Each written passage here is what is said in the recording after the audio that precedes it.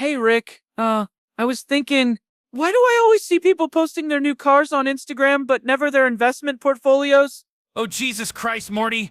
Laughs, that's actually the first semi-intelligent question you've asked all week. Congratulations. You just stumbled face first into humanity's biggest financial scam, and I'm not talking about crypto or NFTs or whatever pyramid scheme your friends are pumping this month. I'm talking about cars, Morty. Cars. The single biggest wealth destroyer sitting right there in everyone's driveway, and nobody even realizes it because they're too busy comparing themselves to their neighbors like a bunch of peacocks with credit scores. Wait, but Rick, don't we need cars to get around? Oh sure, Morty, absolutely. Just like you need a solid gold toilet to take a dump, right? Look, I'm not saying transportation isn't necessary. What I'm saying is that 99% of you idiots are spending way more than you need to because society has programmed you to think your self-worth is directly proportional to how shiny your car is. It's brilliant, really. Absolutely diabolical. Some marketing genius in the 50s figured out that humans are basically just status-seeking monkeys with opposable thumbs and credit cards, and the entire automotive industry has been milking that psychological weakness ever since. Let me break this down for you in terms even your smooth brain can understand. Most families spend their money on 5 main things: housing, transportation, taxes, utilities, and food. Now, housing is expensive, sure, but it's pretty standardized. Everyone needs shelter. Food? Also pretty consistent unless you're eating gold-plated avocado toast every morning. But transportation? Laughs. Oh, Morty, that's where the real carnage happens. That's where people reveal just how terrible they are at making financial decisions. But Rick, my dad's car payment is only like $500 a month? That doesn't seem that bad.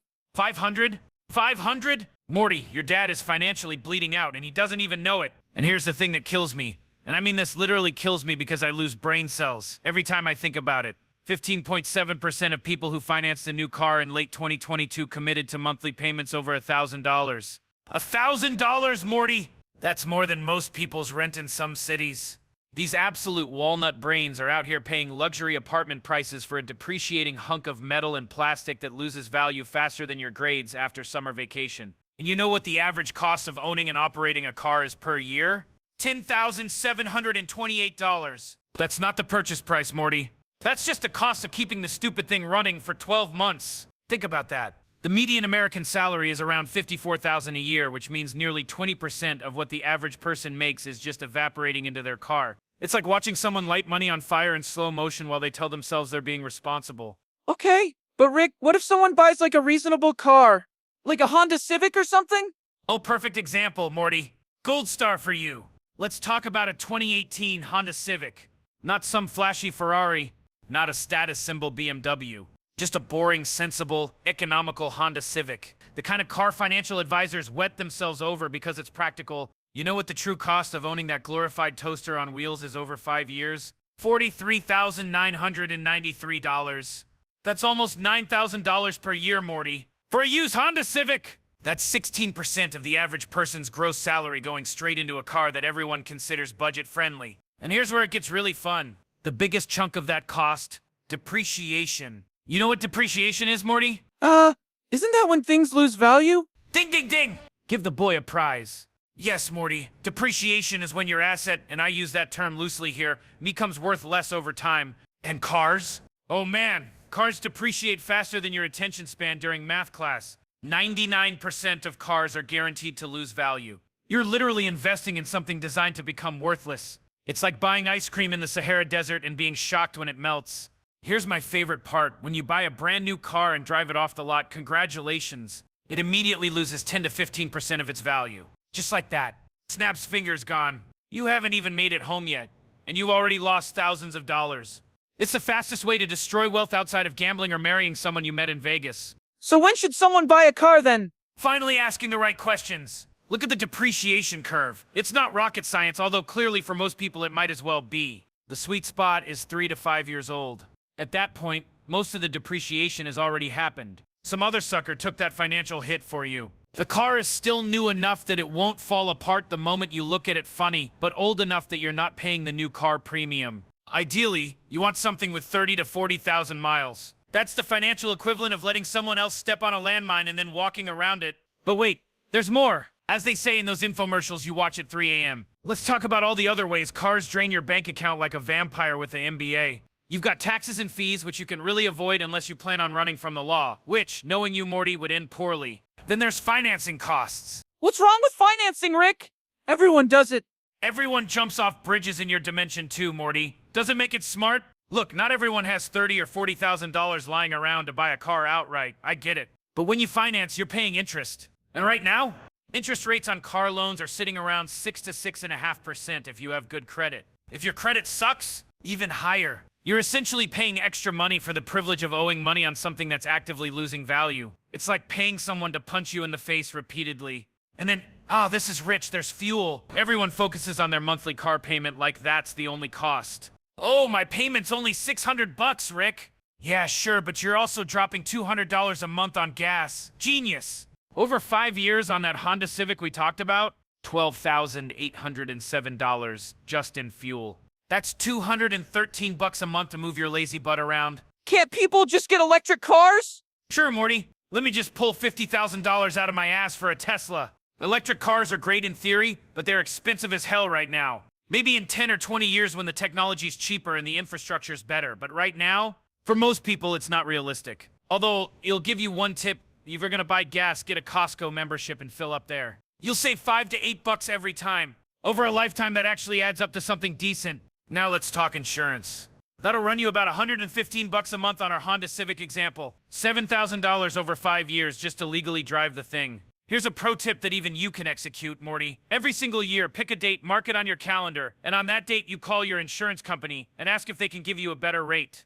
If they say no, you start shopping around. Call State Farm, Progressive, Geico, all of them. These companies will undercut each other to get your business because they know if they lock you in long term, you're worth a fortune to them. You can do this with utility bills too. I've been gaming Comcast for years. Wait, you can negotiate with cable companies? Of course you can negotiate, Morty. Everything's negotiable. You call them up, tell them you're thinking about switching providers, and suddenly they're offering you promotional rates like you're their firstborn child. People don't do it because they're afraid of a 15-minute phone call, meanwhile they're hemorrhaging hundreds of dollars a year. The math doesn't math, Morty. And then we get to repairs and maintenance. This is harder to reduce unless you actually know what you're doing. But here's the thing. YouTube exists. You can learn basic car maintenance. Changing your oil isn't rocket science. There are 20-minute tutorials that can teach you. Let's do some math that'll blow your tiny mind. Cars need oil changes every 3,000 miles, right? If you drive 15,000 miles a year, that's 5 oil changes. Now let's say you start at 30 years old and drive until you're 75. That's 45 years of driving, or about 225 oil changes. If you save $125 per oil change by doing it yourself, that's over $28,000 over your lifetime. You could watch one 20-minute video and save enough money to buy a decent used car. Just from oil changes. That's not even counting all the other basic maintenance you could learn. Okay, Rick, I get it. Cars are expensive. But what am I supposed to do? Walk everywhere? Now you're thinking, Morty. Sort of. Look, here's what really grinds my gears about this whole thing. The opportunity cost. You know what opportunity cost is? Of course you don't. It's what you give up when you choose one option over another. When you spend $10,000 a year on a car, you're not just spending $10,000. You're giving up what that $10,000 could have become if you'd invested it instead. Let's say in 2018, instead of buying a car, you took $10,000 and bought Microsoft stock. You know what that would be worth today? Almost $30,000. It tripled, Morty. And who knows what it'll be worth in another 5 or 10 years. Meanwhile, that car you bought for $30,000, it's now worth maybe $15,000 if you're lucky. You literally destroyed half your wealth just by making one decision. But Rick, I need to get to work. Do you though? Here's a crazy idea. Live closer to where you work. I know, radical concept. But think about it.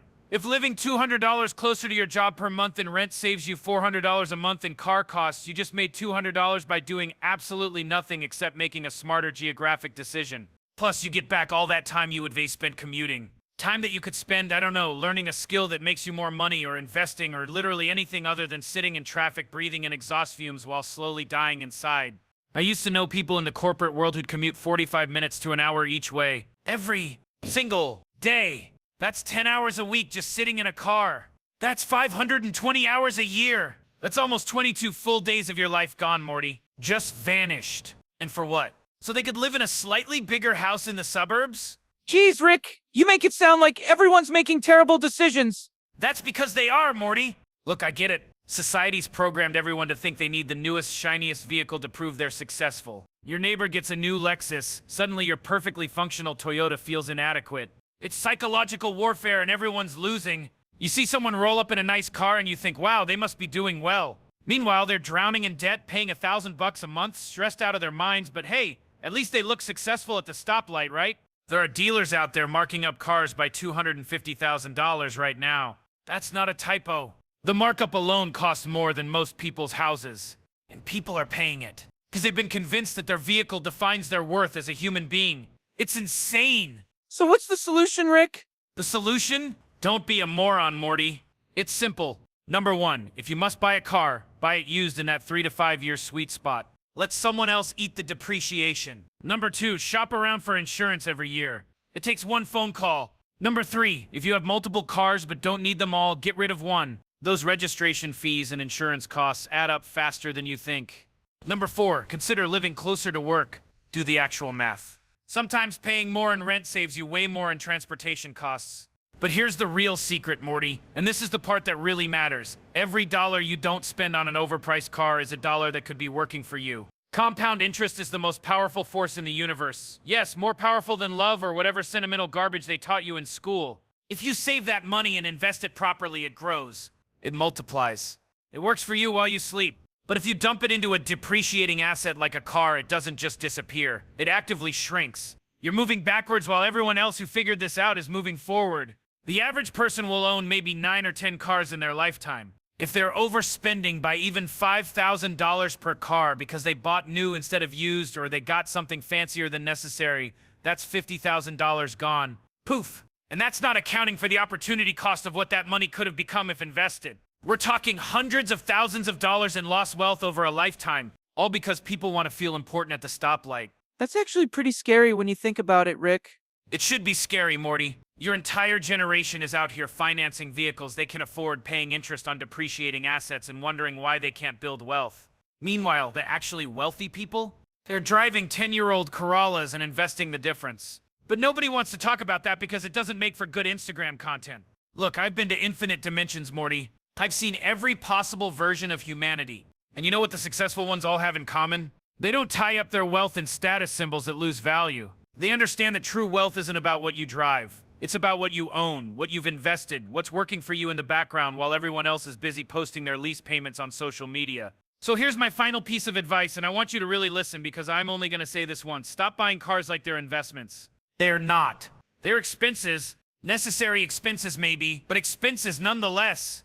Buy the minimum car you need to get from point A to point B reliably and safely. Take all that money you would have spent on the upgrade, the premium package, the new car smell, and put it somewhere that'll actually grow. And in 20, 30, 40 years, when all your friends are still making car payments and you're financially independent, you can look back and thank me. Or don't. I don't care. I'm gonna go work on my portal gun.